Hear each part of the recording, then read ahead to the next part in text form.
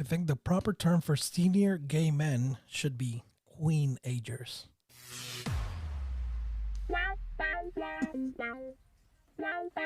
Welcome to GayTalk 2.0, the ultimate podcast for your dose of dish.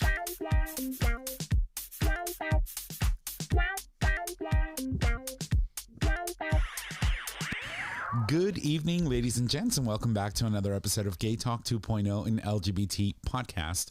We're streaming live on Digital Stream Radio, where you can access that live stream every Monday at 6 p.m. Eastern Standard Time, and you can do so by visiting digitalstreamradio.com. My name is Tom, and I'm your host, and I'm always in the studio with some friends, starting with the first one. Hey, y'all, Nick or Trish. And J Bear, a.k.a. your boyfriend's boyfriend. I'm going to cut that, man. I really am. So, our apologies for being late, but those fucking Facebook reels, man. Yeah, no, we fell into a Facebook call. We did. It's like you follow that little rabbit hole and you never find rabbits. You only find videos. Yeah. Yeah, we were watching Judge Judy upstairs, like, go through. I'm talking to you, young man. I love That's not what I asked you. That's not what I asked you. Listen to me very clearly. Is that your trash? Yes. I'm talking. That means when I'm talking, you're not. I fucking love her. She retired and then she ended up coming back. Yeah. And did you know that I was reading an article sometime last year where they describe her workday. So she has all of these episodes that are aired every day, but she goes into the studio and records 3 days, all of the episodes, all in one shot, and then they just edit them and post them every day. Yeah. It's like, who better than her? That's good. And she's like one of the top judge shows in the world. Yeah. Who's second? Do we know? I don't know. Is it important? I mean, it's Judge Judy, for God's sakes. probably what's her face? The Spanish. What's her name? Oh, Laura? Yeah. Laura? No, Doctora. The Spanish judge. What's her name? Oh my God. I don't know. It's not Laura. Laura's the lady that has the talk show. Right. The one. Que bajer desgraciado. Oh, not her. She's always cursing men out. She is. She's always attacking the male guys that she has come on the show. That's the one that has the big meme, right? Míralo. Mira la pinta de drogadito que tiene. She always guys down. She's a fucking trip. Yeah. Anyway, but yeah, we got lost in the sauce there for a moment, but we're back. And so as usual, quick roundtable just to catch everybody up on what we've been up to. So I'll start with me. It was my birthday this weekend. Yes, it was. It was. It was a quiet one. Nothing ostentatious, nothing crazy. Mom came over. My auntie came over. You remember my auntie, right? Uh-huh. Very well. Yeah. And there's a funny story at the bar with my aunt one year, like many years ago, like 4 or 5 years ago. And then Nick came over, Jay came over, and they had like 4 cakes. I got a cock for my birthday. You No, did. you got a Coke cock. From the way it was described. It right? can't be a Coke cock because there's holes at the bottom, and so the Coke would fall out. And But that's the way it was introduced to you or given to you. So By your family. it's your Coke cock. Is that what she said? Yeah. Yeah. She's like, here, so you can put your Coke in it. And I was like, What? okay. Where the fuck was I? You completely missed it, did you? It's right over my head. Girl, I was like, that's why I was like, quickly, I was like, oh, you can put your weed in it. But No, but it's cute. It's All night cute. long. Look at my cock. Look at my I cock. thought you were going to have it here on display. Well, I should have, right? It's upstairs, but I'm not going upstairs. Maybe we'll get it during the break. I'll bring it down and show everybody. So, so, it was very quiet and uneventful. We sat outside. It was a beautiful day until the evening. Then it started getting chilly. When the fuck is summer going to get here? I don't know. I can't wait. Until it's nice and warm outside and we All can we're sit out getting there. is the tip. Right. I want the whole ship. All What is we're it? Kit and getting is You want caboodle? the tip. You want Yeah. the shaft. You want all of it. All Right. of it. I did. And then one of your Steves came over. He's not my Steve. Oh, fine. A Steve came over. Thank you. Also, And it's he open for he the bought us taking? a piece of meat. Oh my God. A you had piece it, of filet. And he cooked it on the grill and it was live. And then all 3 of us passed out on the couch. Mm-hmm. Yeah. Nice. Gone. I bet. I woke up, they were both gone. I was like, oh my God, what happened? It was complete and utter food coma. And so yeah, this mother turned 43, and Lord have mercy. Yeah, shit's downhill from here. Yeah. Yeah. Well, we got you a walker. You're okay. Yeah, that too. Yeah. So it's got little wheels in the front and two like tennis balls on the other end so that I don't scrape the brand new walker. So I just drag the balls. Like I do my own, because they're just You've been dragging balls for a lower while. and lower and lower. Gravity, man. Yeah, gravity. But yeah, that was it. That was in a nutshell. So thank you everyone who wished me happy birthday on Facebook and who took the time to text and call and do all that good stuff, and my friends for coming and always being there and enjoying in my uneventful festivities. Because I don't like to do very big ostentatious parties. That's never been me. And so It's more me. Yeah, she's more of the, Yeah. it's all about her. And then that was it. What about you, Trish? I mean, You literally Same. just covered my weekend. and she stayed here. And this time I actually managed to actually catch her before her puffiness or after, because she went into the bathroom and put her depuffer on, and then it worked its magic, and she sat down and she was like a little porcelain doll sitting next to me. I was like, oh, your puffiness is gone. Okay, nice. It's been a while since I've seen it. Yeah, but she stayed over. What about you, Jay? How are Nice. you? It was good. I had a good time. Hung out for a bit, and Saturday I did all my running around like I normally do, and Sunday we spent it at home with the family. They came over. I cooked. I got up like at 7 a.m. to cook for the family. Had the grandkids come over, do a little Easter egg hunt in the front of the house, and it was pretty nice. It was chill. It was Nice. a decent weekend. I had a good time with you guys here. Okay, so Easter egg hunt. Happy Easter, by the way, or Passover, or whatever it is that you celebrate. Or don't.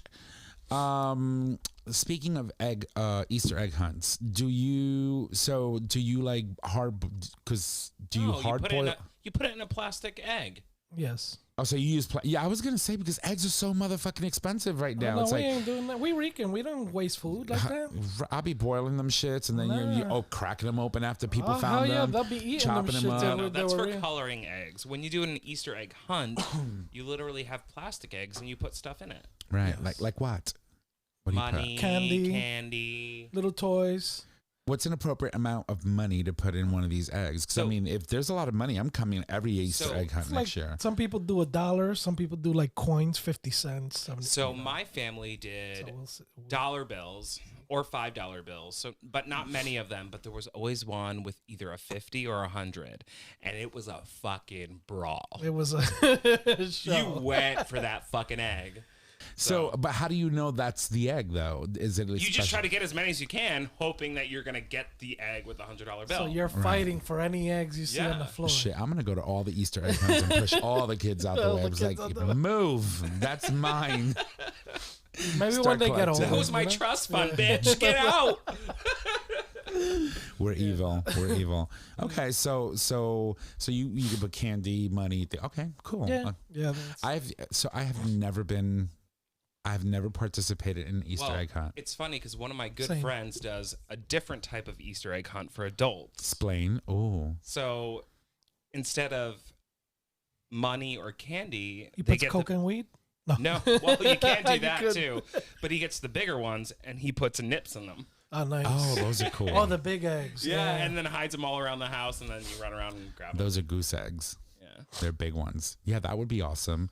Like, can you imagine? So you put booze, you can put poppers in it, lube, and then it just turns into a sex party That's a good afterwards. idea. It's Easter, but okay. So There's no kids around. It's an adult party. I mean, normally you're with your family, but if you're with your friends, I guess that's fine. Yeah. Well, that's what I meant. Obviously, I'm not gonna. Oh my god. I hate when I don't specify. Look at me, when I don't specify. a Yeah. specificity. I gotta be specific, you know. So yeah, definitely friends. Friends. Good looking. I mean, we could do that without it being Easter. Right. We can just, why don't we go hide eggs in the woods? See who fights And them? then wander around and hope for the best. Right. Meet We'll me put at them on the- Long Wharf Drive. Oh, Right. God. No, we'll go to East Rock and we'll put eggs all around the grounds, and then when they find them, they get directions. Go 20 trees up, 3 trees left. That's a whole, what do you call that? Scavenger hunt. Scavenger hunt. Those are fun too. At the Yeah. end of that, just make sure there's some penicillin. Something. The last egg is a Z-Pack. Yeah. Good luck making it to that last one. Oh my God, that's too funny. No, but overall, I mean, I get the gist of the holiday. I'm just not a Me neither. So religious person, so whatever. I hope everyone had fun and had a good time. I ate a lot as per usual, but it was fun. It was fun. Yeah. Anything else? No, we just chill. I cooked. I barely ate. I guess you're cooking and just tasting stuff. Which was weird. So this one is the father of crazy unconventional things to put on chicken. Yes. We were having a conversation outside on the patio before we went live and before we got lost in the sauce with Judge Judy. You were talking about something you did with chicken. Explain. Oh, so I marinated the chicken. We were supposed to be doing barbecue chicken. Mm-hmm. I didn't find any barbecue sauce, so the day before I marinated the chicken with my Spanish seasoning, adobo sazon, garlic. It was like lightly. Then I found some sweet soy sauce and I just threw that in. A little bit of brown sugar, mixed it up real well, and let it sit overnight. no, you added one more thing. No, when I cooked the chicken, we still didn't have any barbecue sauce, so I made my own sauce. So I did soy sauce, brown sugar, grape jelly, ketchup. Forgot to say that. Okay. And a little bit of brown sugar with starch, and then you just mix it, and it becomes a thick sweet sauce. And then you have the acidity from the ketchup, you have the sweetness from the jelly, and the soy sauce has the saltiness. So just a nice mix. It came out delicious. Jay's secret sauce. Yeah. Right. And they destroyed it. I barely had enough left over for lunch. So I'm gonna go get a couple of pounds of chicken, and I'm just gonna toss it over to you. I'll grab some grape jelly. We'll get some sweet soy sauce and I'm fresh gonna let you garlic. try I it. minced some garlic right on top of it and let it sit overnight. Oh my God, that sounds so good. I'm getting hungry now. I had some for lunch. I have one piece of chicken left for lunch today. That's because I hit it. Otherwise, I was telling you, my daughter, your family. my daughter, and Debbie doesn't eat like that, and she ate 3 plates. 3 plates. And she's like real thin. She's like, "Oh, you put your foot on it." I was like, I guess so, because no leftovers to put away. I actually packed stuff on the side to clean up, Mm-hmm. and then I was like, "Well, I'll let it." I told everybody, I'm just packing it so that I can clean up the pots and pans. I turned around, and half of the stuff I put away, they ate before they even left. So There you go. everything went. So I guess it was a successful day. Yeah, sounds like it. Yeah, it was fun. It was good. And my daughter made a pending pork shoulder. Yeah. And that went as well too. Wow. Nothing, no rice left over. I think there was a little bit of pasta salad this morning, and my daughter took it for lunch. Yeah, that's another thing I did. I did a tuna macaroni salad. Oh my God, it was so good. It was gone. Yeah, And- tuna casserole. Yeah, I think that's what it is. Yeah, my wife makes it, but she makes it slightly different. Yeah, I just put peppers, onions, the tuna, Love the obviously, tuna, a yeah. little bit of mayo and the pasta. It was good. It was delicious. Yeah. And so I made it once, and my grandmother loved it. And that was the first time I had ever made it. And she was coming over, and we had a big get together at my house. This was like, I would say probably about 2 or 3 years before she passed. And she loved it so much that I never had an opportunity to make it again. And my aunt would always ask me for it. Can you please make it again? The last time, we had it was when grandma was alive, and she loved it. And I really would like to have some more. So I made it over the weekend, and she took half a fucking tray of that thing. And she goes I'm going to go sit at home and eat this all by myself. It was good. I know. I was excited to come back on Saturday and have some left over, and he's like, "No, my aunt took it all." But Like, I could have made a fresh batch. I still had We all the were busy. ingredients. We were busy falling asleep on the couch. No, we went and saw a movie. Oh, we did. Oh, yeah, I was gonna so ask you. yeah, we did. So, How was it? So I'll let Trish explain, because she's a Harry Potter fanatic. So why don't you tell us what we saw? So for Tom's birthday, I asked him if he wanted to go see The Secrets of Dumbledore with me, which I know that you love, as do I. And so he was like, yeah. So I booked the tickets. For the wrong date. For the next day. I came over on Saturday about an hour before we had to be there. And he was like, what time do we have to be there? And so I pulled the tickets. I'm like, oh, fuck. I booked them for yesterday. Oh, so you missed it? So no. Well, yeah, we missed it. So then, yeah, we missed that that filming. Because he bought the tickets for Friday For and we Friday were going instead Saturday. of Saturday? Right. Oh, So crap. I rebooked another 2 pair of tickets and we went and saw the movie. So And you lost those tickets? So I have a request in for a refund, but pretty much I was the dumbass, so I can't blame them. Or Yeah, but if you don't use them, you still lose out on them. That's a little. No, I think they'll do. And plus, you signed up for the membership, so they may give you just 2 credits. We'll see. Towards whatever. Yeah. Yeah. Anyway, Anyways. so we went and we saw the movie, and it was good.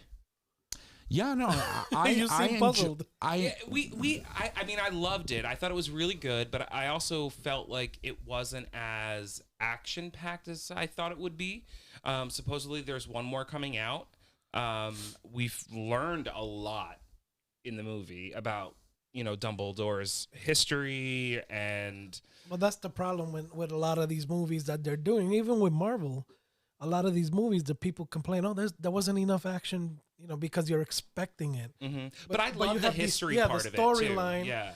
I mean, You after gotta have some Endgame- storylining. Yeah. After Endgame, it's like that's all everybody expects, but then they don't realize or they fail to recall or remember that the main fighting scene only lasted like 30 minutes, and the other 2.5 hours or 3 hours of the film was just sort of kind of like Natasha Romanoff just moping in that little seat of hers with her fellow, whoever was left. Yeah. But anyway, continue. But yeah, no, but it was really good. And there was this one moment in the show, I mean, in the movie, where we finally get confirmation that Dumbledore is, on the spectrum in some way.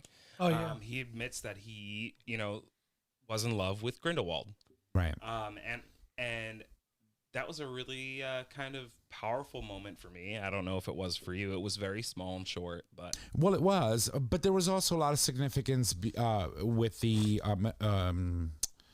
vial that he carries. It's a blood pack or blood vow, right, because he made a blood vow with them that they would always be there for each other, and as long as that blood pact was intact, neither one can harm each other. Right, and so that even if they tried, they wouldn't be able to kill each other. Yeah. And so that's all I'm going to say about that, because there's a lot more that happens in the movie. I found it a little stringy, meaning that it strung along the storyline a little too much. Like you, I wanted to see a little bit more action. I wanted to see a little bit more,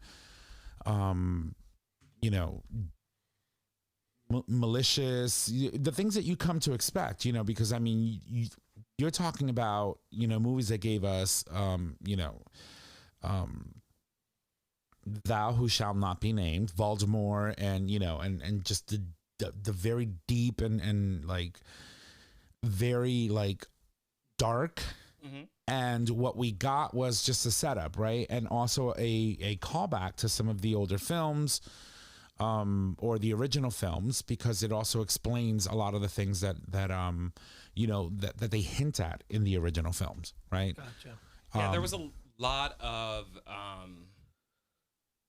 information that you needed to absorb. Right. Well, it's similar, like if you ever read comic books growing up, it was never straight to the action scene. You know what I mean? They always give you, usually within the first issue, they'll give you like a storyline, and then Right.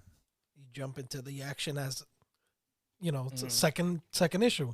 Right. And then you start. So the battles usually start at the end, and then you got to buy the next one to figure out what the hell's going on. And they're they're following that type of routine. So people automatically expect there's going to be a fight from the get-go. And if that's what you're expecting, you're going to be disappointed. What's the actor's name that plays Dumbledore? Oh my God. Jude Law. Jude Law. Oh my God, he did such a good job. And he actually looks very handsome as a daddy with the beard on and everything. I was like, yes. And the very, English suit and the whole 9 yards. And I found myself getting very nostalgic because the reveal of Hogwarts, for example, right? When they finally get to Hogwarts and you see it, you don't see it in the grandeur that you do in, like, for example, the last 5 Harry Potter films, but you get to see it in its original, 1910, back then, what it was like. And I felt a little nostalgic when they did the aerial view of the castle or the school, and you see it for the first time in the film. And then you also learn, obviously we knew that there was a Dumbledore. Yeah. The Obscuro was a Dumbledore, but in the last film they had already made that clear that he was. Right. But we didn't know from where or from who. Correct. Right. Who he descends from. Don't give away too and much. That's all I'm going to say. Well, they do say that the newest J.K. Rowling movie has worst opening in franchise history. Well, I mean, I think that probably has to do a lot with her being canceled. Yeah. Right. There's no doubt that she is an amazing writer. Right. And I think that we've explored this conversation before, but it's worth, mentioning it because there's a lot of controversy behind some of the comments that she's made in regards to a section of our community, right? She's been very vocal about being anti-trans. But in the same light, she writes this film and she makes, suggestions that Dumbledore and Grindelwald were romantically involved. And so in one aspect, she embraces a part of our community, and in another, she shoots it down. And that has been a topic of discussion now for the better part of all the Harry Potter films. Actually in the last 6 or 7 years, really. Even when they did the reunion, she was not a part of it. Right.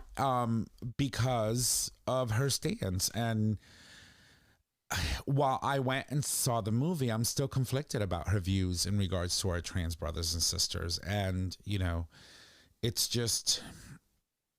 It's a very, very hard thing to do because if you're a parent, an LGBTQ plus parent, for example, you want your children to be able to experience the amazingness that was the Harry Potter films, right? And so if you're an LGBTQ plus family, do you deny your child the opportunity to grow up in this amazing wizarding world just because, the writer or the author of these books are now anti-trans, right?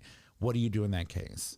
Like, how do you maneuver those feelings of knowing that you're allowing potentially your children as an LGBTQ plus family to watch films where the author herself is condemning or going hard against a part of our community?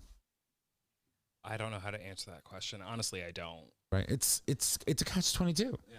Right. And the same way you can answer that question is the same way that a lot of people feel very conflicted because these are good movies. They're great books. There's a lot of good lessons to be learned by either letting your children read the books or watching the films.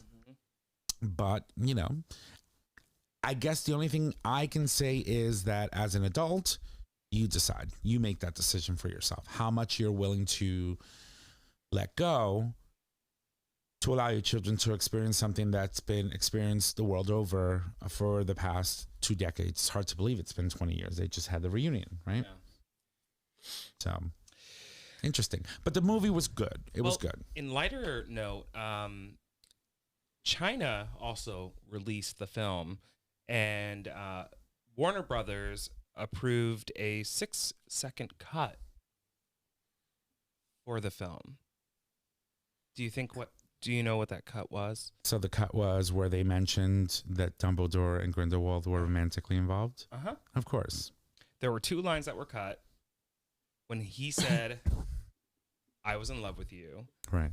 And the summer Grindelwald and I fell in love. Right. And that doesn't surprise me, right? I mean, because it's China. They have control of what their people have access to. Media, movies are asked to make serious changes before they can air in that market. And, honestly, that's a huge market. And some of these films and studios, they want to make money. And so they'll do whatever they need to do to be allowed to actually premiere these movies worldwide. Yeah, no. So I mean, I get it, but it's fucked up. it is absolutely, but that's the world they live in. Thankfully for us, we get to see it in its entirety, right? So Jay, I'm sure that there's people that in China that if they want to see the actual, Oh, they know. yeah, they know. yeah, Oh, they know. they'll get around it. There's always a workaround. I mean, there's a lot of people in the Asian community that are part of our community, both in China and around the world, and so they're not stupid. And there's other lines in the movie that actually infer to it anyway. But can you imagine, the gay Chinese kid that's here studying abroad, calling his brother or cousin or gay friend in China, being like, "Oh my God, did you see the Secrets of Dumbledore? Oh my God, it was so great. But Dumbledore's finally come out." He's like, "What are you fucking talking about? Yeah, That didn't happen. That didn't happen." Well, what version of the fucking movie did you watch? Oh my God. That version. Yeah. Yeah. And believe it or not, China's not the only place that actually censors. Russia does the same thing. Yeah, there's a lot of countries that don't allow it. Yeah. So, their loss. So the Boston Marathon was today. Finally, it came back. The Boston Marathon has always been held on Patriots Day, which falls on a Monday. And for the last 2 years, in 2020, the Boston Marathon was canceled. In 2021, they moved it up to the month of June or July, I believe, because of COVID. In the fall. They wanted to wait until the falls because of COVID to prevent, to not have as strict measures. Yep. For it. And then this year, they actually moved it back up to its original date, which is Patriots Day, which today's Monday, right? Yeah, it's Patriots Day. And so that happened. We record on Monday, so I'm hoping. Yeah. I don't even know what day it is anymore. Girl. It's like it's all blending. Like my makeup. No, that'd be my makeup, and it's not blended well today. But anyway. It's more runny No. than But blended. there's a lot of runners. It's a 27-mile course. 27 miles. Can you imagine? Throughout the entire city of Boston. The only way I'm running across 27 miles is if there's a food truck every other mile. I'm right there with you. Oh my God. Tacos. I would, tacos. I run 27 miles for tacos. Hell yeah. Hell yeah. I don't think I would. They need to move so they'll need to move the marathon to Tuesday. So then we can say Taco Marathon Tuesday. Taco Tuesday Marathon. I would just hear my ankles and knees cracking the entire time. And she wouldn't care. She's chewing meat. Yeah, I'm done. I'm done. No, I would run a 27-mile course for tacos. Absolutely. Abso-fucking-lutely. Yeah, instead of water.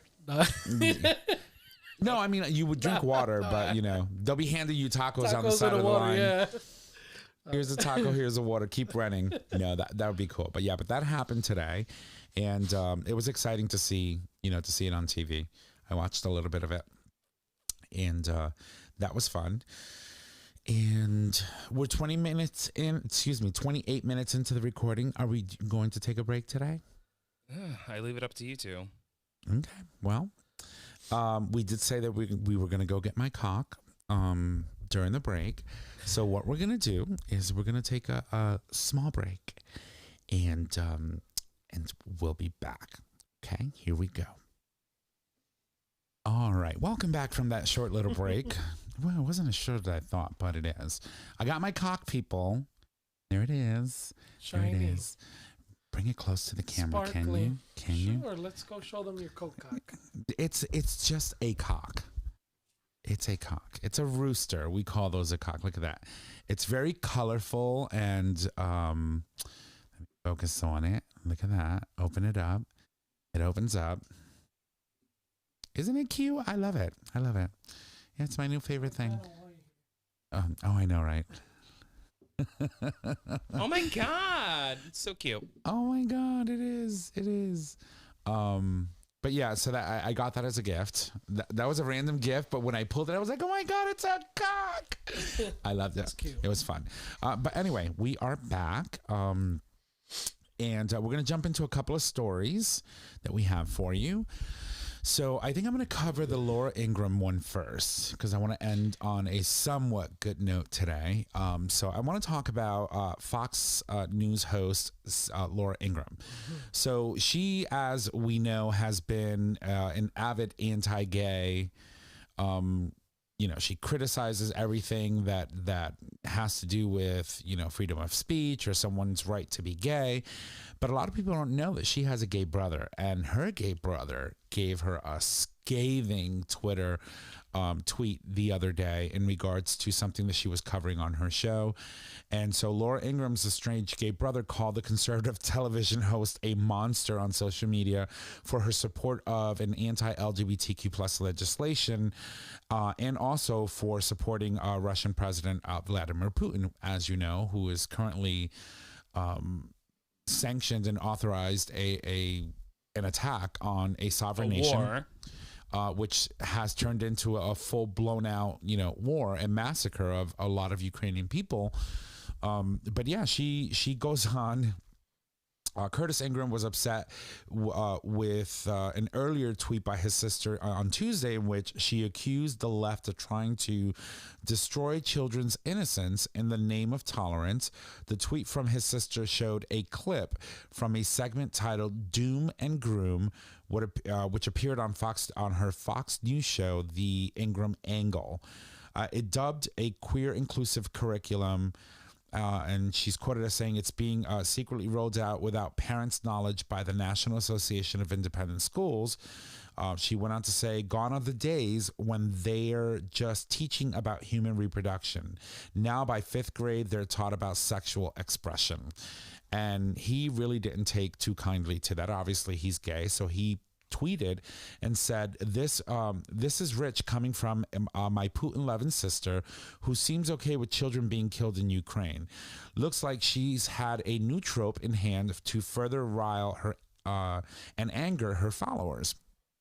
And I try not to, give space or give my time to people, for example, that are on the Fox network of pundits, because this is the kind of stuff that they usually talk about. And they talk about, parents' rights and that we're talking about the fact that we're teaching our children sexual expression by 5th grade.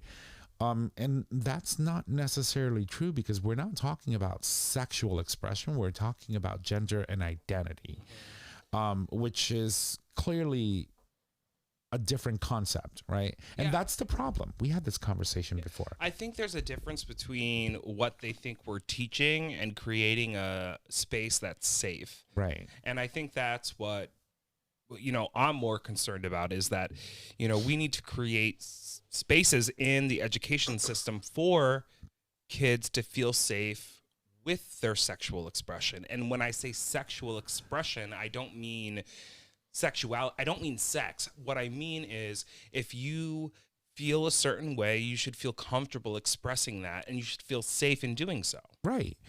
But see, that's the conundrum that I was talking about before. The fact that the word sexual is in homosexual or pansexual or bisexual.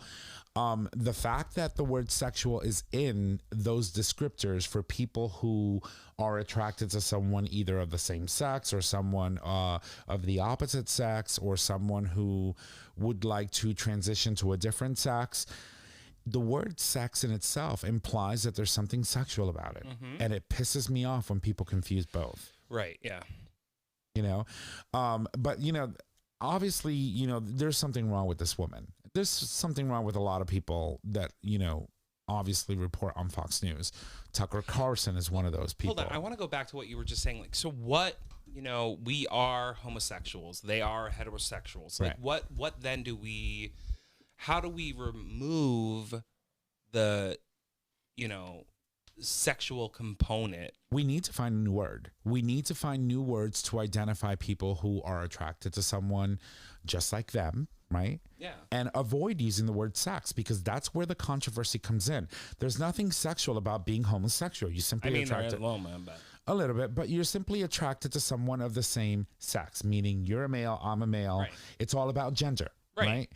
But because the word sex is in there, that triggers your mind. You immediately go to something naughty or something, prohibitive for someone who's 5 years old or 6 years old or 10 years old. And for me, that's where we're having a problem. We have a communication problem in regards to how we want to communicate, being able to allow our children and humans to have a safe space to live who they truly are and who they feel. But I think sometimes, I know it's a descriptive, right? It's homosexual. It doesn't mean that it's a homosexual male trying to have sex with other people. It's how it describes your orientation, correct? Right. So people, they don't understand that it's not the fact that it's said incorrectly, is that people understand it. Right. So the understanding of the meaning is incorrect. Because heterosexual still has sexual. Right. Doesn't mean that. Yeah, but it's normal. But it's normal. And they don't use it often. Yeah. Right? Yeah. It's not used to describe normal people. Correct. Right. And so when I'll say this to you. So take the word homosexual, take the word homo out, and just say sex. Yep. What's the first thing that comes to mind? Yeah, intercourse, absolutely. Right. Yeah. And that's the problem that we're having. We have a communication issue in regards to how we want to approach this new reality that we live in, where gender expression and the fact that we want to be able to be safe in our spaces is a very important topic. And that needs to be addressed, but we can't because parents are fucking flipping out because they think that we're teaching their kids sex in school. That's the thing. When you're looking at these politicians that are trying to put these bullshit laws into place, they're the ones. Their career, their career is to make people agree with their nonsense, regardless of how much BS is involved. It's a wordplay on things. Right. So they take the word homosexuality and they make it all about sex. Right. Because, gay people would only do is just have sex with gay people and rape kids. That's all they that's all they teach. That like there's nothing else happening. They don't work, they don't live, that all they do is prey on people. We jump out of behind trees and cars and rape people, So that's what they feed people. And then individuals that don't know any better and do their quote unquote research online, don't get the correct education. Yeah. So I feel like I long for obviously I feel like it's important to be a strong community together and move the narrative forward. But I think that, I long for the day where, heterosexuality or homosexuality isn't something that we identify ourselves by. It's just, I am me. Like, who are you? Like, it's not who I am me. And this is the person I've fallen in love with. Right. correct. You know what I mean? It's not about the fact that I'm homosexual, because that's not real. Yes, is sex a part of it when you find a partner in life or when you decide to explore your sexuality? Sure. Right. But the reality is that's not what it's all about. It's about finding your person. It's about being yourself and being true to yourself. Right. I think we need to find a way to be able to talk about our individuality without the word sex. I agree 100%. Yeah. Right. And I think that's what it is. Our right to exist as humans needs to be described better. And I think but why should you have to make that change to make people feel comfortable? Heterosexual individuals don't see that need. I think the reason. I understand the stance. I'm not disagreeing with you 100%, but I feel like instead of just saying, yeah, well, I'm a homosexual male who likes being with other men, you feel like now it's a targeted word. Right. So you need to find a softer word. I think it's about removing the sexual context behind not it. even the sexual context, but I think when we're talking about this, it's about removing an aspect in which a certain demographic could find a way to target you. Right. And attack you. They're gonna attack you regardless. You're right. Their view on it. I think that's the whole reason why we as a community chose to describe ourselves as gay. Yeah. Right. Gay means happy. Right. And we took that word and ran with it. And for me, I think we have a long way to go. We have a long way to Absolutely. go on, and much more conversations will need to be had in regards to how we approach this subject, not only in schools, right? Because our history belongs in schools. How do we address that? But also in society. And how do we find a way to be better communicators, to get our point across, and to make people understand that in the end, like you said, we long for the day that we can just say, this is the human that I fell in love with, and this is the person I'm going to spend the rest of my life with. And this is my individuality. Like, Right. And what happens behind four walls and in my bed is of no concern to you. It doesn't affect your family in any way. It doesn't affect mine because my children don't see that. Just like your children don't see you. I mean, there were occasions in where I heard my mother doing questionable things. But, you know, those are just growing pains, I suppose. But I Every mean, child has Just that. turn the volume up on mortifying the moment. TV and Right. keep it moving. Right. you know what this story is like throwing me back to? It's throwing me back to when I was in Florida and I called in that one time. Right. And I talked a little bit about my interaction with my sister that one night, and how the term gay was being thrown around a lot with this negative connotation. And here I am trying to explain that. I think we're still at this like weird place in life where our generation, grew up with this concept of, you know, attaching these negative connotations to these certain words that identify a whole group of people, and we need to move away from that. Right. And not saying anything about it too. So, because I'm part of a generation, I'm sure you are too, and where. But it's if the you same thing were- with sex, though. I'm sorry, I don't mean to cut you off, but it's the same thing with sex. Like, you know, our culture, American culture, they have literally repressed that word for us for so long. It's not okay to have a conversation. It's so awkward to have a conversation with your parents. It's so awkward to say the word sex in public. Everything is it's under like the dome of silence. Like, we should be able to talk openly and freely, not only about our sexual orientation, but about sex in general. Right. And if we did that, there would be, you know, more sexual education. There would be more kids that aren't finding themselves in situations where they're pregnant, where they're sick, where they need medication because they haven't taken care of themselves. I mean, it's literally about our culture repressing not only, you know, the gay word or the gay concept, but sex in general. So when we put those two things together, we have a huge issue. We have two things that we don't want to talk about. Yeah. Right. And not only that, it also, I think sometimes when we're amongst certain friends, we can have we have those conversations. I think we have pretty, Oh, 100%, yeah. you know, I in mean- the open. It is what it is. You're a fucking adult, you know. Right. There is definitely a time and a place, especially if there's children around. So I mean, it's just being a fucking adult. That's all it comes down to, right? But if 'Cause your you're- child comes to you and asks you no, about no, something yeah. sexually, you should never shame them. Never, like, it should be, okay, now it's time to have an yeah. open, healthy communication with limitations, of course. Right. Yeah, absolutely. So, but, I mean, I mean in that direction. I mean, let's say we were, for example, when we went to the event, right? To the drag show that we Right. went to. Mm-hmm. So there were people there with children, Right.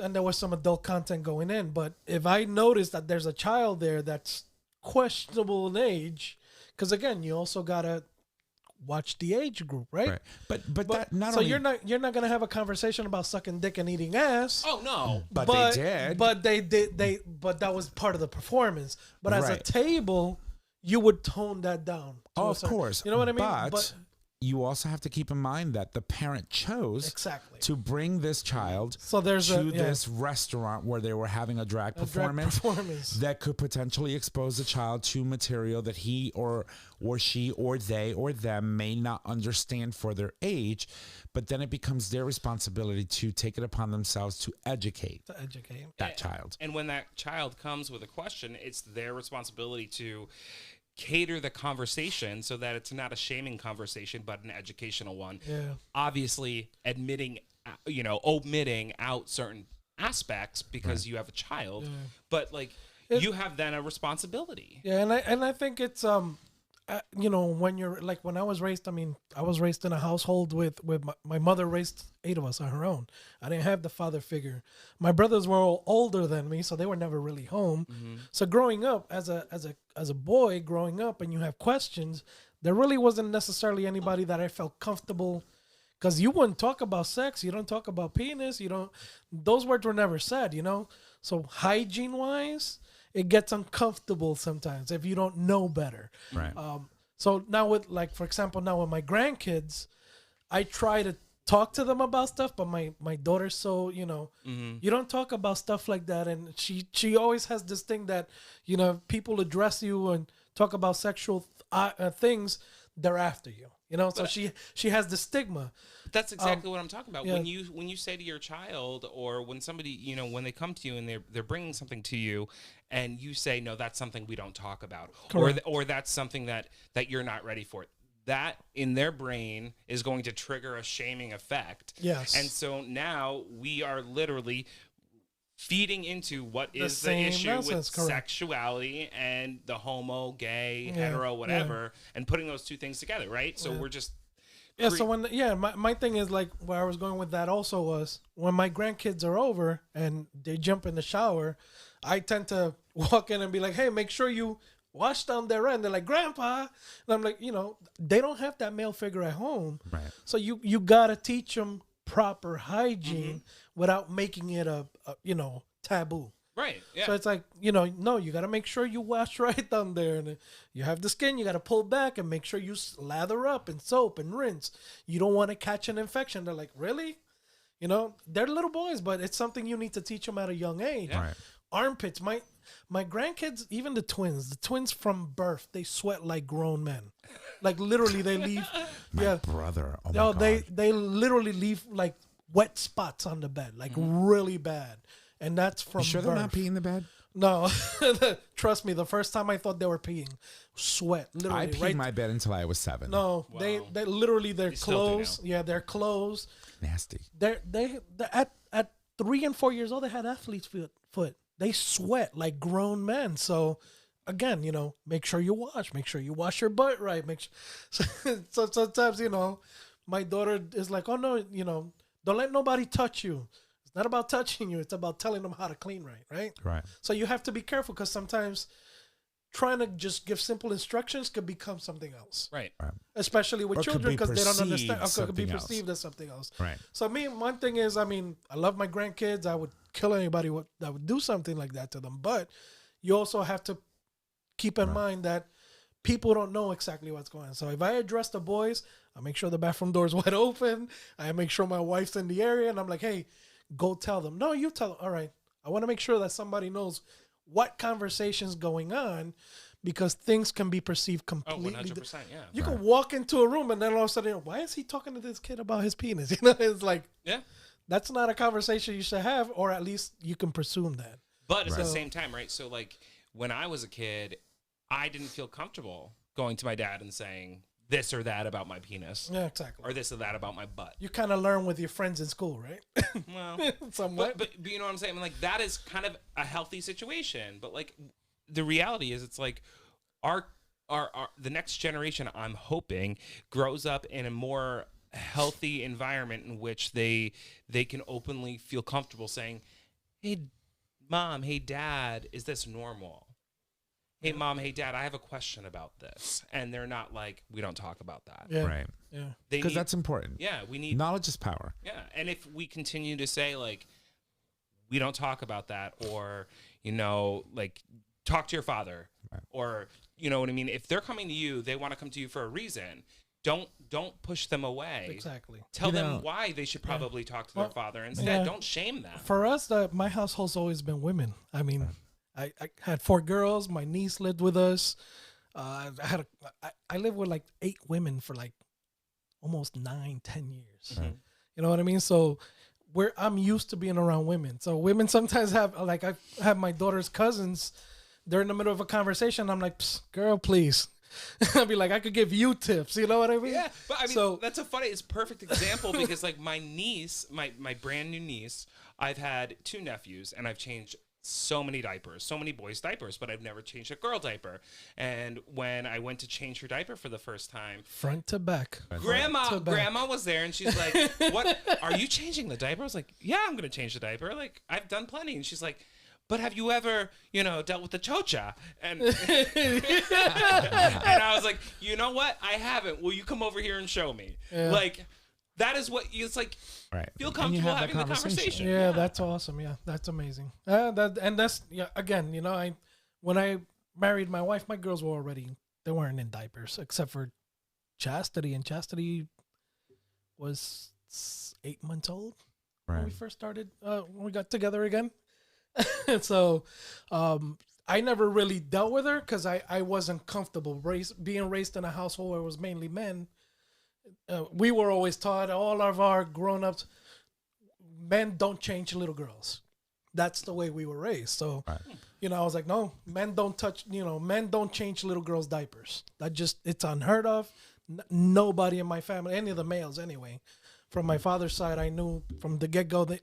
So my wife used to be like, "Go change the baby," and I used to be like, "No, I don't change girls." Yeah. You know what, what's really perplexed me for many years, for something that as adults, the act of sharing in the pleasures of the flesh, for something that as adults we enjoy so much, we really work very hard at shaming it for Yes. youngsters. Yes. Like it's not shameful for us when we're doing it.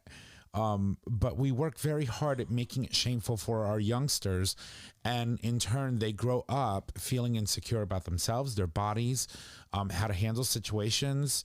Our children can learn so much from us if we were just open, honest, and give them an opportunity to prove to us that they could have that conversation and understand and learn from the experiences of your parents. If you find it pleasurable, why are you going to shame your son, your daughter, or someone who may identify as something else in having that same reaction to something that is normal? It's part of life. Yeah. It's part of the process of being able to meet someone and be able to share in life and in love and in body and in spirit, And understand and feel comfortable about Yeah. it. it's part of the human experience. With us and our girls, we were open book with our girls. We never really hid or, if they came in and heard certain music playing, they were like, "Oh, don't Can't go there." Yeah, Let me guess the song. Let's get it on. Enigma. If you hear Enigma playing, don't knock on the door. So, But our girls grew up that it was constant. We never really hid anything. We discussed stuff with them to the point where they're comfortable enough that they're like, the kids are coming to a certain age. Don't talk to them about that. I want to do it, so they'll let us know. Right. Because we're, if the kids ask us, we never say, "Ask your mom." Right. It's a teachable moment. Yeah. We've had it. My sister-in-law, her daughter was 15, and my sister-in-law would not have any conversations with her, even proper hygiene, And my wife and I had to sit down and be like, "Listen, you're a young lady now. You hit certain things in your life where, if you walk by me and you smell like onions, girl, you need a shower." Right. You know what I mean? Like, it's just proper hygiene. And my sister-in-law wouldn't address it because she felt uncomfortable. Right. So my wife had to sit down with my niece and be like, "Listen, when certain things happen, you have to do X, Y, and Z." So that's actually a really good point that you bring up. So I'm going to pose a question Yeah. to you. So you literally said, your daughter said, "Don't talk to them about this. I want to do it." So if your, grandkids come up to you and ask you a pointed question about sexuality, cleaning, whatever it is, how then do you address it so that it's not shameful, but points them in the direction that your daughter wants them to go? Like to her? The thing is, I don't know which way they want it to go. I could only give them the information that I know to be correct. You know what I mean? Yeah. If it's a delicate situation, I'll probably tell them, "Well, maybe you and I need to sit down and have a talk with mom." You know what I mean? So that she's also included if it's a sensitive issue. But cleaning, stuff like that, I think, for the boys anyway. For me, I'm the only male figure in the house. So if they're gonna get it from somebody, it's gonna be from me. Mom's not gonna know what they're going through, what's happening. She freaked out. What was it, like 3-4 weeks ago? My oldest grandson already started sprouting hair, pubes. And she's like, oh my God, I'm freaking out. I don't know what to do. And I was like, what? There's nothing to do. Nothing to do. It's It's gonna grow, girl. That's it. And he's a little bear as it is. He was born with a full head of hair. Yeah. This kid had a fro when he was born. So I'm like, and he's gonna get a lot hairier. Right. And she's like, oh my God. And what am I gonna tell him? I was like, no, when he takes a shower, just make sure you tell him he needs to wash correctly so he doesn't stink. Yeah. If you can smell yourself, other people can smell you. Right. But it's just having the But that's the thing. Sometimes we get comfortable in our funk. Yeah. And people, you won't smell it yourself, but other people will walk by and be like, you stink. Yeah. You need to go shower. I'm real self-conscious about that. Right. So to me, and I'm like that with my girls too, is, that time of the period, that's one thing that's the worst thing. That time of the month, that when their period comes down, I could tell the day comes down. And I'm like, you need to make sure. And they're like, please, I know what. Yeah. But it's just me. I've been around women so long. It's like I can tell, like I can smell the shit from a mile away. And I'm like, it's insane. So I have a second cousin, and she is married. She has 2 boys, and one of the boys we think is going to play for our team or play for our community in some way, right? And she asked me one time, she's like, what do I do if he brings it up to me? And I looked at her and I was like, well, I'm always here for you if you want to bring me into the conversation. But mainly when and if they come to you, just make sure they know that whatever it is, it's okay. And that there are resources for you to share with him. If you can't answer their question, let him know that you love him, support him either way, but that there are people in the family that can help you out. Yep. That have more information than I do. Right. Yeah. You know Not only that, I mean, just know, if you're a parent listening to the show for the first time, there are resources, as you said, out there. Most places around the U.S. Don't let them listen to our show, though. Right. Most places in the U.S. have LGBTQ plus centers that has programming for youth that will allow them to learn about not only themselves, but our community, what options they have, what resources they have, a plethora of different available options for them in regards to learning about, sex in a healthy way that will allow them to grow into a person that can, just learn. And again, because I used to do the youth group at the New Haven Pride Center years ago, having a conversation about sex isn't always about you need to use a condom. We always also discuss abstinence. Yeah. Right. Hey, you're at an age where it's fun to explore, but maybe you should wait a year or two, or till you understand things better. That's the other thing that when the subject of sex comes up, oh my God, my baby's gonna be screwing around with and the centers isn't about here you're gonna have sex regardless. We always try to teach abstinence as well, just because kids are curious, right, and they want to know. And usually they'll go to someone else, like a counselor or someone else, because they're afraid to talk to mom and dad. Mm-hmm. But same as you, I had a cousin that reached out. She's like, my daughter came out. I don't know what to do. I said, girl, what do you mean when you don't know what to do? We cool as fuck. You know what I mean? I was like, talk to her, let her know you're okay. And then she goes, no, I just don't know how to address it or how to move forward with it. I just send her a bunch of shit information and reach out to here, reach out to there, the youth group, GLAD, True Colors. I send her a plethora of information. I was like, if you need to sit down and talk, let me know. We'll, But she took all the information and she's diligent. She did all her research. She did, and she was like, thank you. I appreciate it. This information helped out a lot. Yeah. You know, it's 2 of the most important phrases that you can ever tell anyone, whether they're a child, whether they're a young adult or an adult, when they come with you or come at you with something that you may not understand or you weren't ready for, is, okay, how may I help?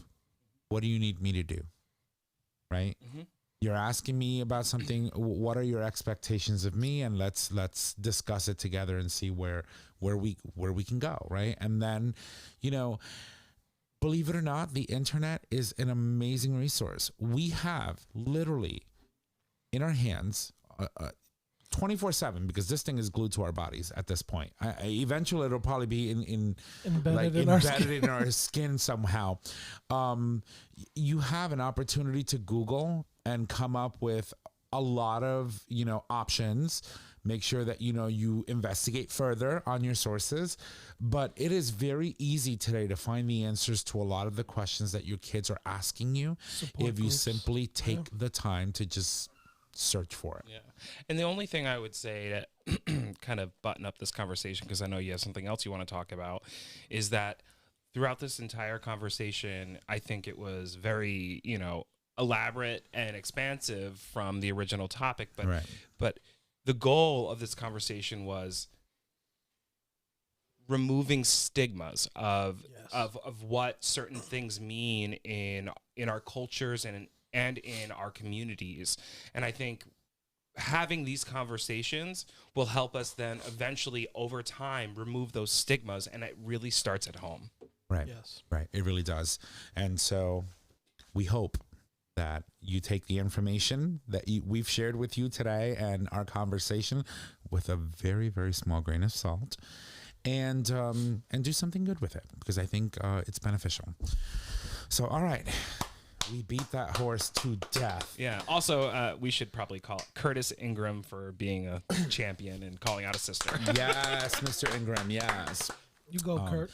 All right. Yes. So, as we know, talking more about, gay things, marriage equality was passed in 2015. It was June 27th, 2015. The Supreme Court ruled that marriage equality was the law of the land, period. Since then, thousands and thousands, millions of Americans have entered into same-sex unions or into partnerships with people who they love. However, as we know, we do have a lot of individual reservations and First Nations that don't typically have to abide by a lot of the laws that the U.S. enact as part of us being this massive United States of America. And the Navajo Nation is one of those nations. So in 2005, the Navajo passed the Dene Marriage Act, which, by the way, if you don't know what Dene is actually the name of the Navajo. Navajo is actually very offensive for a lot of Navajo Indians. You've said this before. They call themselves Dene. So in 2005, they passed the Dene Marriage Act prohibiting members from entering into same-sex marriages. Currently, queer Navajo couples who receive marriage licenses from their prospective states won't have their unions recognized within their nations. However, legislation sponsored by Navajo Council Delegate Eugene So in late March seeks to change that by repealing or adding gender-neutral sections to the Marriage Act. With an estimated 173,000 members, the Navajo Nation is one of the largest tribal groups in the country that doesn't allow for its same-sex couples to share the same benefits as their straight counterparts, including healthcare and shared properties. In the Navajo legislative process, a 5-day public hearing for comments period was held for the proposed bill from March 22nd through the 27th, and about 90 people wrote in with comments. Out of those 90 people, it says here 49 of them commented that made comments were in favor to recognize same-sex marriages, while 36 of them were opposed. This is interesting to me. And the reason why I say it's interesting to me, because it has historically been known that Indian tribes, Native American Indian tribes in the U.S. have historically recognized any a gender outside of your typical norms of male and female. Yeah, two spirits. Right. And so when I read this, I was like, oh my God, well, this takes me aback, because you see how, for example, you could have a traditional belief of understanding what the ability to have two spirits is, yet still be against the union of someone's love. Yeah. But should this be successful, this is a really good opportunity for the Dene people to jumpstart or come into this, thing that we have been able to participate ourselves in since 2015, and that is the ability to marry the person you love. I mean, I think it goes beyond that, but I think that you're right. I think when we look at the way Native Americans look at gender, and there's generally 4 to 5 different types of gender. Whether it's feminine, masculine, or feminine man, or masculine woman, or 2 spirits, however you like to look at it, I think that there's something really special about that. And I think that we, as a westernized culture, can learn from the historic concept of what of how the Navajo historically identified or looked at gender in general. So yeah, I mean, I think it's great, and I think that they're approaching it in a great way by adding this third gender. But I also think that as a whole, our culture can look at it in a great, more expansive way. Right, and also noting here too that I was reading is the fact that they're using a lot of their people that are part of the organizations, the faith or the faith organizations actually spread the word around that this is happening, for them to make a decision on something that's so impactful. But it's also worth noting that while the Navajo Nation or the Dene people have banned same-sex marriage, it does allow for pride celebrations. The nation has also enacted an Equality Act, which prohibits discrimination based on gender and sexuality, which is important to mention. So, the question here is, will they allow people who happen to be part of the same gender to go into some sort of recognized marriage, Right. basically. I mean, and that's I think those are changes we're going to see coming. I mean, we look at, again, Navajo or First Nations leaders, a lot of them are very advanced in their age, right? Right. So again, you have those old school beliefs that are still in play, Right. which would lead to these restrictions, right? But like many But cultures, yeah, these old school leaders that eventually will, pass on into the next life, As have the young- instilled a very, very, very strong cultural teaching to the young ones that are coming up. And so while we may see change, it still might take time. Yes. So, and that's what I was getting to too. There will be change. It will take time, because they don't stray much from their cultures. Right. As far as beliefs and teachings, it's always been the way. So Right. kind of the Mandalorian type. And this is the way. Right. So. Even though I do have hopes that there will be changes, and hopefully sooner than later, there's definitely some changes that will occur in due time. What's also interesting is that the introduction of anti-gender fluidity was introduced by Christian missionaries and the U.S. federal government, specifically through the Bureau of Indian Affairs. Interesting. And it's also worth noting, too, that while their marriages aren't recognized in the First Nations and in their respective territories, members of either the Dene people or any other of the First Nations, if they get married in their respective states, their marriage is recognized at the state level. It just doesn't apply to their respective tribes and their what would they call them? Their territories?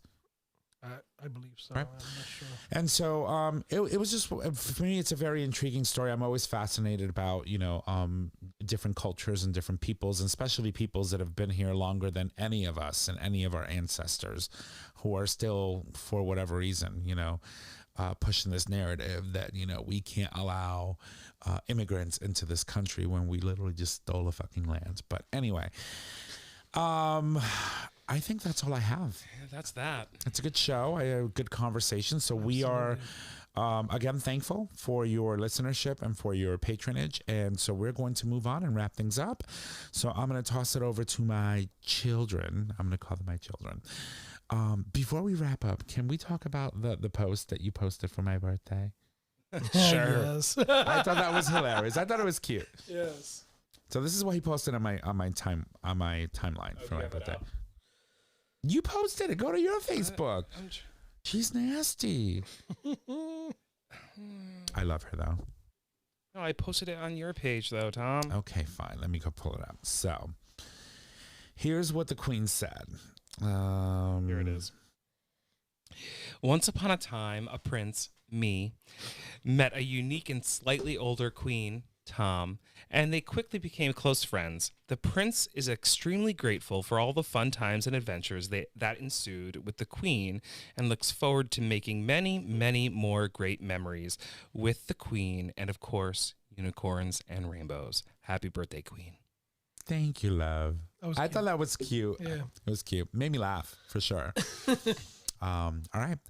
Well, let's It wasn't as nice as mine. Was very short and cute. Happy birthday to my sis from another miss. That's right. Right. Yep. I got a lot of amazing birthday messages, so thank you all for the love. I'm just gonna keep expanding upon the Queen. the fairy tale. Hello, fairy tale. Right. So the next chapter is when we get old and Queen, I saw you on your knees down the woods somewhere. Queenagers. Once upon a time, blah blah blah blah. She now no longer has hair.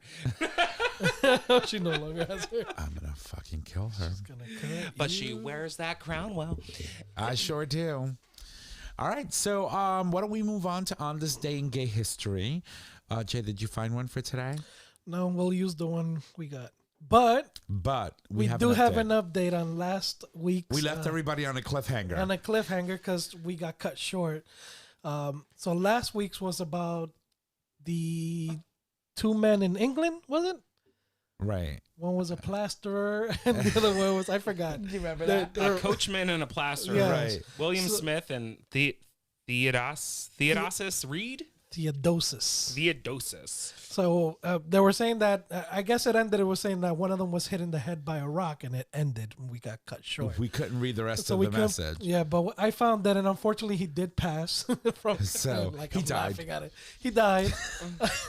And the other person was severely injured and he was taken down from the stakes and he also succumbed to his injuries eventually. And they ended up passing, I guess, changing some of the ways they were doing stuff. And to reiterate, this was in 1780. 1780. Right. So it's no longer a cliffhanger. It's no longer. They died. But we wanted to let you guys know. Right. Because we went nuts trying to figure that one out. Mm-hmm. And then this week, this one's short and sweet, I guess. Yeah, but I'm going to just put it on hold because Tom skipped Mama Kim's minute. So I was actually going to... Oh, okay. So let's jump into Mama Kim's minute. Let me give her some love. This princess. All right, everybody, here's Mama Kim's Minute. Number 1, a state attacks LGBTQ students. Maryland law protecting kids advancing in legislature. Read that again. As states attack LGBTQ plus students. Oh, as states attack. Got it. Missed that part. All right. As states attack LGBTQ... That's why I paused at the end. I was like, I'm confused. As states attack LGBTQ students, Maryland law protecting kids advances in legislature. Number 2, after more than a decade of photographing queer kids on the journey of self-discovery, Lindsay Morris advises, let them lead the way. Right. So, in other words, he's retiring, I think. Something to that nature. Yes. Those stories will be posted on tonight's post. You can click on the links. You can click on the links and read them for yourselves. And now we're going to move on to On This Day in Gay History, and that's brought to you by our good dear friend Jay. So Jay, take it away. Thank you. And on this day in gay history, when 1965 in the good U.S. of A., 29 demonstrators from the East Coast Homophile Organization, or ECHO, picketed the United Nations in New York City. Do we know why? I don't know why. That's homophilia, I think. Another cliffhanger. Cliffhanger till Homophile. Right. We'll get back to you next week. Yeah. No. That's all we got on this one. It was very short and non-descriptive. Okay, well, that's that. All right, well, ladies and gents. It's just a tip. Just a tip. We gave you just a tip. All right, you have homework for find out what happened. I guess so. They picketed. Why? Why were they picketing? I want to know why. Yeah. I want to understand.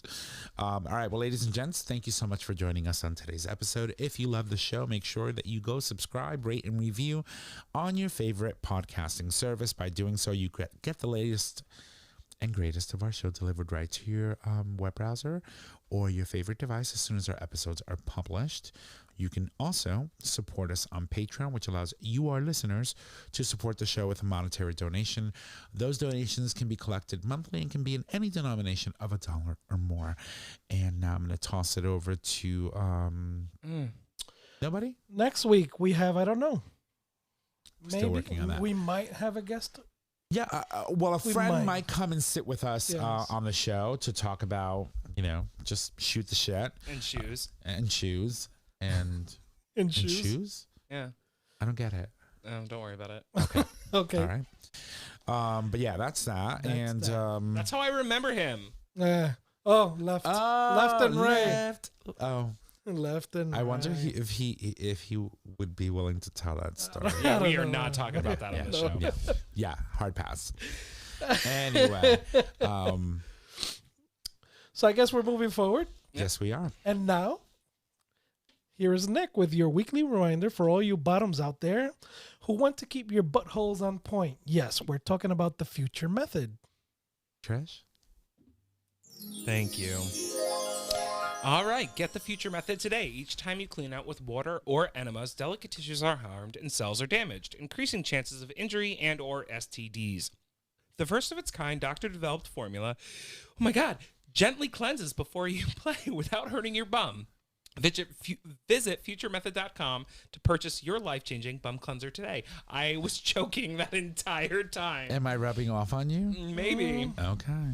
Are you Jay? good, girl? Yeah. Okay, so I guess it's time to put a ring on it. Yes. So. From your boyfriend's boyfriend. From your boyfriend's boyfriend. Here we go. Our show is available on our website, GayTalk2.0 under the podcast, under audio podcast. It is also available as a free download on Apple Podcasts, Google Podcasts, and Stitcher Radio. You can find us on social media, Facebook, GayTalk 2.0, Instagram, GayTalk 2.0, Twitter at GayTalk20. You can email us at GayTalk2.0 at GayTalk20.com. Tom, give it a try. I really have to steam that flag. She's still. All right, well, ladies and gents, if you need to reach out to us, just head on over to our website. Click on the Contact Us tab located at the top of your web browser. There you can leave comments, suggest topics, submit a question for the cast or an individual host, or you can call us and leave us a voicemail with any questions you may have. That phone number is 334-GAY-TALK, and if you need all those digits, it is 334-429-8255. Don't forget that we do stream live every Monday at 6 p.m. Eastern Standard Time, and you can access that live stream by visiting digitalstreamradio.com. With that, ladies and gents, that is our show. Thank you, and y'all have a good night. Bye! Twice. Thank you for listening to this episode of Gay Talk 2.0. Tune in next time for more dish.